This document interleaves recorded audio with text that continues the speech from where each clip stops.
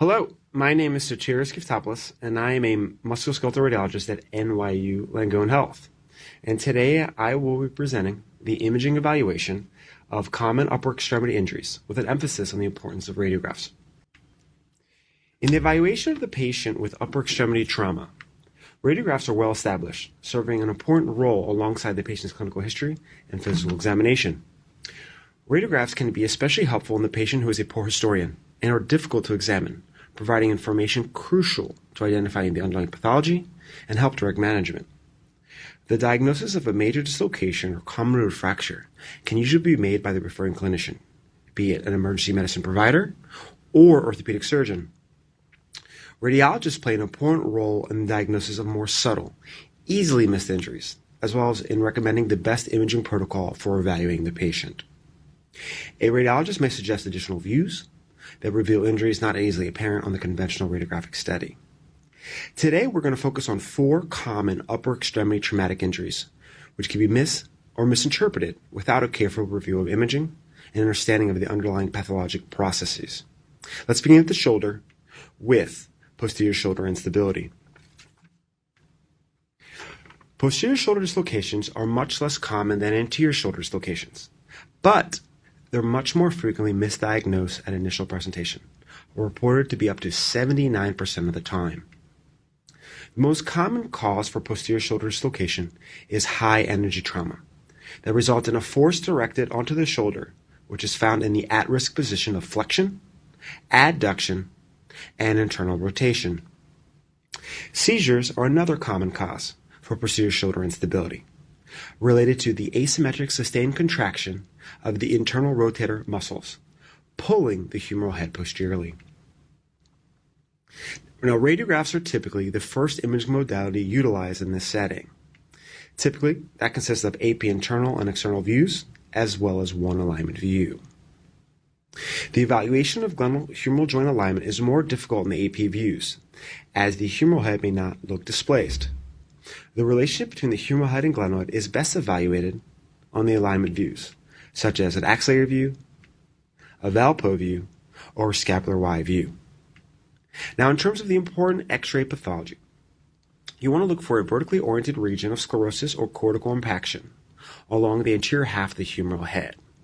This is termed the trough sign, which is consistent with a reverse Hill-Sachs impaction fracture, a post-traumatic lesion that occurs when this portion of the humeral head contacts the posterior glenoid during the episode of instability. This is the most common and pathognomonic finding associated with posterior shoulder instability. Next, you want to compare the positioning of the humeral head on your AP internal and external views. If they look unchanged, specifically fixed in internal rotation, referred to as the light bulb sign, a finding concerning for posterior shoulder instability, as the humeral head is fixed in internal rotation when posterior dislocated. At that point, you want to review your alignment views, which should confirm your suspicion of posterior shoulder instability. Here's another patient who sustained upper extremity trauma and was reporting persistent shoulder pain. Looking anteriorly, we see a minimally displaced impacted fracture of the humeral head consistent with a reverse Hill-Sachs impaction fracture. Looking at our first alignment view, we see a posteriorly displaced humeral head relative to the glenoid, which is confirmed on our axillary view. All these findings consistent with a posterior dislocated glenohumeral joint. Now, MRI will be ordered when there's a concern for a soft tissue injury, such as a tear of the posterior labrum or isolated tear of the posterior capsule. CT imaging is ordered to better evaluate the bone injuries, specifically to quantify these bone injuries that could occur along the posterior aspect of the glenoid and at the humeral head, which are crucial for preoperative planning. Now, in terms of the pearls, your take-home points for evaluating for posterior shoulder instability on radiographs. In any patient with shoulder trauma, especially with suspected instability, the relationship between the humeral head and glenoid is important to review. An axillary view or scapular Y view is mandatory to evaluate the joint and rule out malalignment. Second, look for the trough sign, which is consistent with the reverse Hill-Sachs impaction fracture and pathognomonic for posterior shoulder instability. This will help ensure that the most appropriate treatment is given to the patient with this condition. Now, for our second upper extremity trauma, we're going to stay at the shoulder and we're going to focus on greater tuberosity fractures. Now, greater tuberosity fractures are common, encompassing approximately 19% of all humeral fractures. Now, it'd be great if it looked like the case here on the left, large, mildly displaced, and comminuted.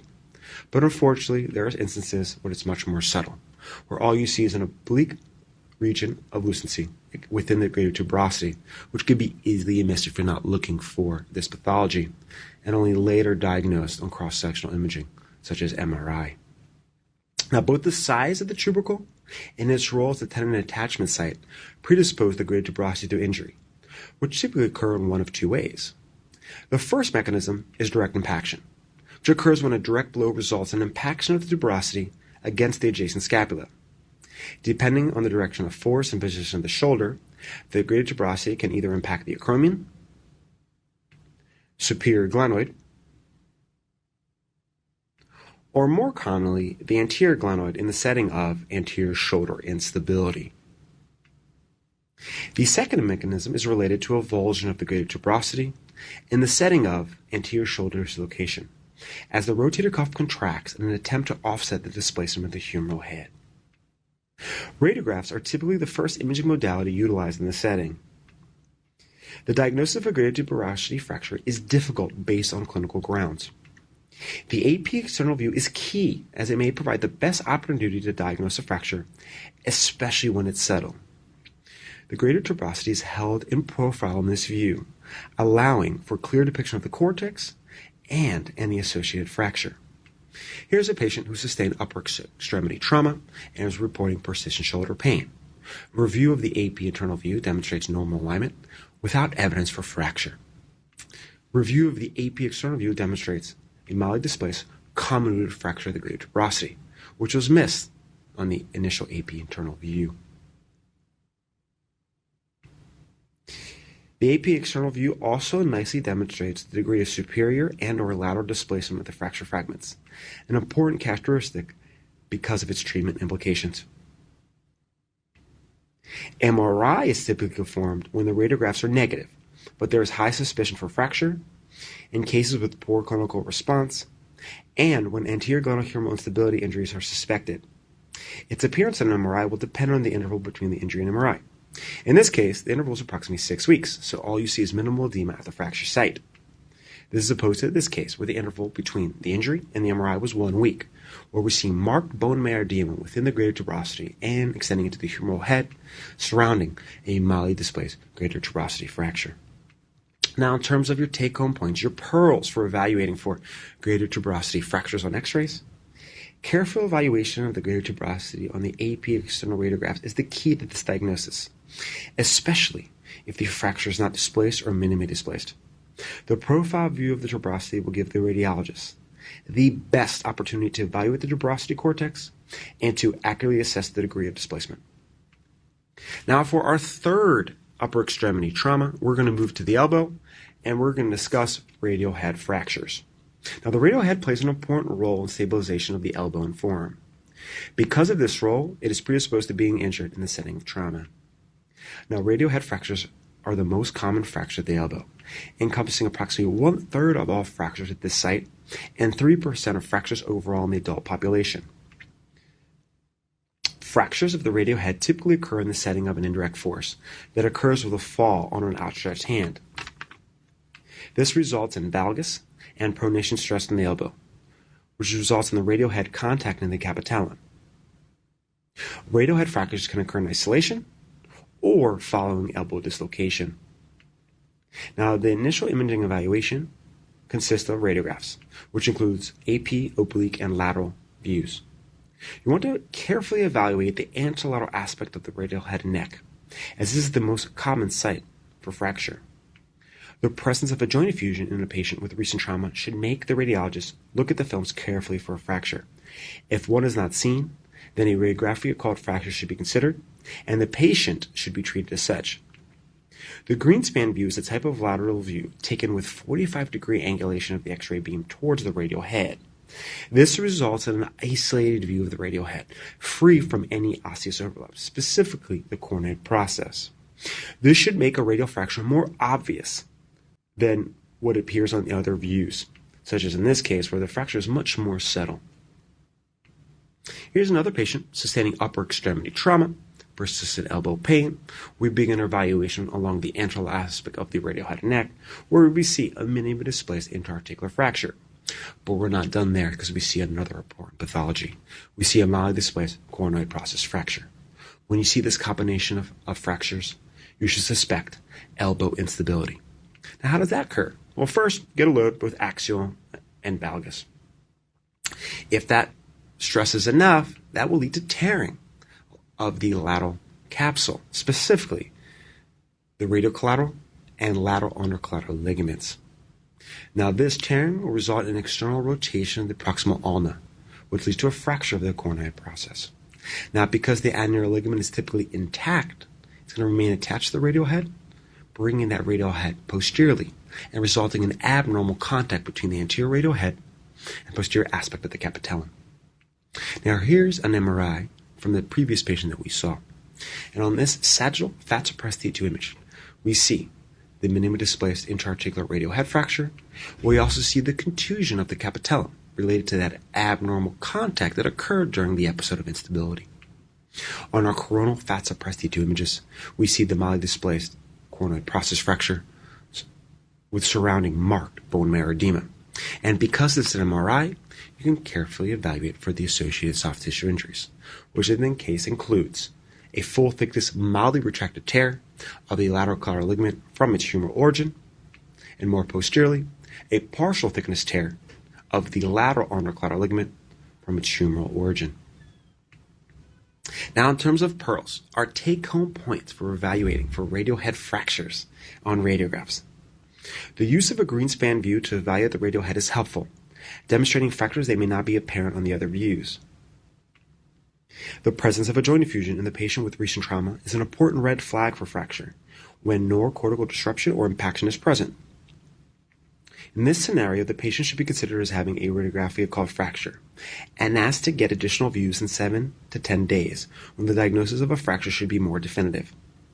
If there's more urgency, then an MRI could be ordered that would accurately demonstrate both the important bone and soft tissue injuries seen in this clinical scenario. Now, our last important upper extremity traumatic injury that we're going to talk about is found at the wrist, and it's going to be a fracture of the scaphoid. The scaphoid plays an important role in stability of the carpus. Named after the Greek word for boat because of its oblong shape, the scaphoid's complex anatomy can be divided into different segments: the proximal pole, the waist, the distal pole, and the tubercle. Now, the scaphoid is unique in that the majority of its surface is covered by articular cartilage, which limits the entry points for nutrient vessels to the non-articular dorsal ridge and the distal end of the scaphoid. Now, the scaphoid is the most common fracture seen at the wrist.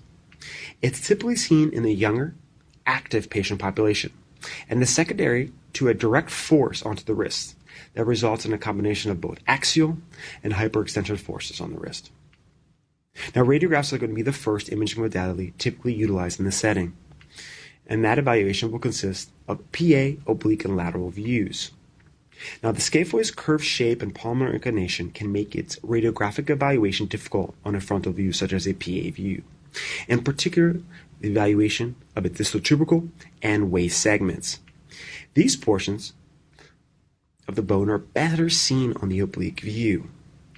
The scaphoid view can also improve visualization of these segments, as the extended, ulnar deviated position elongates the scaphoid and reduces the bone's natural flex position, limiting osseous overlap, and nicely demonstrating, as in this case, a non-displaced transverse fracture of the scaphoid waist, which is only partially seen on the oblique view.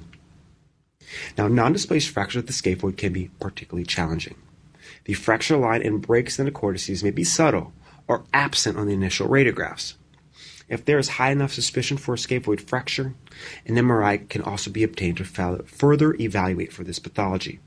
Here's a patient who sustained upper extremity trauma and was reporting snuff box tenderness, a common clinical symptom with patients who have a scaphoid fracture.